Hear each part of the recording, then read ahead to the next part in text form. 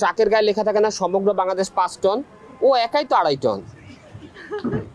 আর খারাপ কিছু বলবো না, আমার মায়া হয়, ও নাকি জন্মের পর থেকে এরকম। ওর জন্য মায়া হয় না, মায়া হয় আন্টির জন্য। আমার জীবনে প্রথম মনে হয় আমার এইটা, হ্যাঁ এত ক্যামেরা জীবনে কোনোদিন এইরকম পাইনি সম্মান। Thank you so much.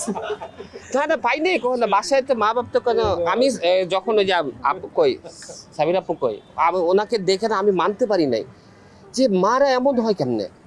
আপনারা পাইছেন এত সুন্দর কথা হলো, এই তুমি খেয়েছো, খাবে। আমি বললাম আপনি বাসায় আপনার বাচ্চাদেরকে কিভাবে বলেন? এইভাবেই বলেন? হ্যাঁ এইভাবেই বলি। এই মাগুলি কই পাওয়া যায়? আমাদের এখানে এমন কেউ নাই যে জুতার বাড়ি খায় নাই মার কাছে, রাইট? উনি মারতে এই দুষ্টু পড়তে বসো। আমি তো বেসিক্যালি স্ট্যান্ড আপ কমেডি দিয়েই শুরু করছি, তো নাটকে টুকটাক করা হয়েছে, ওইভাবে করা হয় নাই। তো এই নাটকে আসার পরে আমাকে মনে হলো যে জাহাঙ্গীর ভাই আমাকে ক্যারেক্টার দিচ্ছে না ক্যারেক্টার লেস বানাচ্ছে, আমি বুঝি নাই। তারপরে মাশাআল্লাহ আমাকে একটা বউ দিছে, ছোটোখাটো সুন্দর গুল্লু গাল্লু একটা বউ দিছে আমাকে, আলহামদুলিল্লাহ। এবং বউ আমার সাথে যে ব্যবহারগুলো, অমায়িক দুর্ব্যবহার, তা আমি ইউজ টু, কারণ আমি 14 বছর ধরে ম্যারিড। তাই মনে করছি এটা তো অভিনয় না, এটা তো রিয়েল লাইফ। ও মাই গড, সেম জিনিসই আমার এনে দিল। এই তো। আর ফ্যামিলি ড্রামা ভাল লাগছে জিনিসটা, যে ওভারঅল অনেকগুলো ফ্যামিলির সাথে মেনটেন করা এটা খুব ডিফিকাল্ট।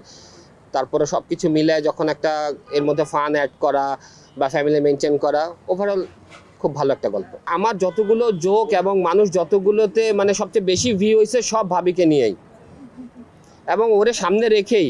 এবং আমার স্ট্যান্ড আপ কমেডি শুরু করাই বউর কারণে।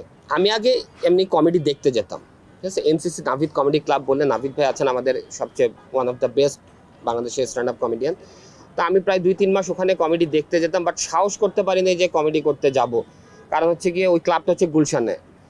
তো গুলশানে সব মাম্মি ড্যাডি পশ লোকজন, আর আমি আর আমার বই একমাত্র গরিব মনে হয় ওখানে, মোহাম্মদপুর থেকে যাইতাম। তো একবার একটা শো চলছে, এক স্ট্যান্ড আপ কমেডিয়ান যখন ওই লাইভ অডিয়েন্সের সাথে ইন্টারাপশন করে, তখন আমার বউকে বলতেছে যে আপনি কেন হেজাব পরেন বা এই জায়গায় কী কী জানি বলছিল। ফট করে বউ বলে বসলো আপনার চেয়ে ভালো আমার জামাই কমেডি করতে পারে। তো বউয়ের ইজ্জত বাঁচাইতে আমি স্টেজে উঠে গেছি, এখন পর্যন্ত এইখান পর্যন্ত আসছি আর কি।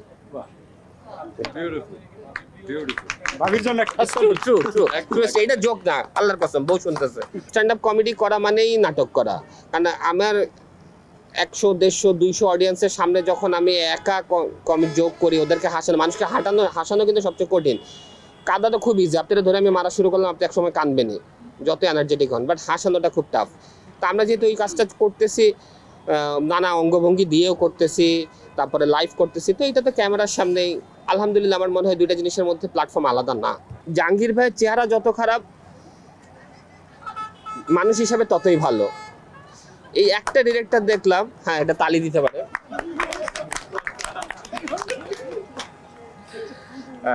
কারণ হচ্ছে কি জাহাঙ্গীর ভাই একটা লোক দেখলাম যে উনি বিরক্ত হন না, এত দেখেন এখনো হাসি। আমি ওনাকে অপমান করলাম তাও উনি হাসতেছে, এবং ওনাকে ভালো কথা বললে সেম হাসি দেয়। এইটা অনেক বড় একটা অ্যাচিভমেন্ট, যে এই হাসি দিয়ে আমাদেরকে দিয়ে কাজ করায় নিয়ে যায়। দেখা যায় আমি একটা সিরিয়াস মোমেন্টে আছি, যেমন আমার মা অসুস্থ বাসায়, হ্যাঁ আমার মা ক্যান্সারের পেশেন্ট, হ্যাঁ সার্ভাইভ করছে আলহামদুলিল্লাহ, এখন পর্যন্ত আছে ভালো। তো দেখা যাচ্ছে মাকে নিয়ে ওই কেমো দেওয়া হইলো বা অসুস্থ জ্বর, বাসায় রেডি করে, এদিকে আমার শো আছে, তো আমি ওই টেনশনে যেও শো করতেছি। আবার দেখা যায় যে অন্য কোনো বাসায় দেখা যাচ্ছে ঝগড়া, এটা তো স্বাভাবিক ব্যাপার, তো ঝগড়াঝাটি বউর সাথে করতেছি, কিন্তু ওইদিকে আবার জোক রেডি করতেছি, যে বউ বলতেছে এইখান থেকে একটা জোক বাইর হবে মনে হয়, ইটস ওকে।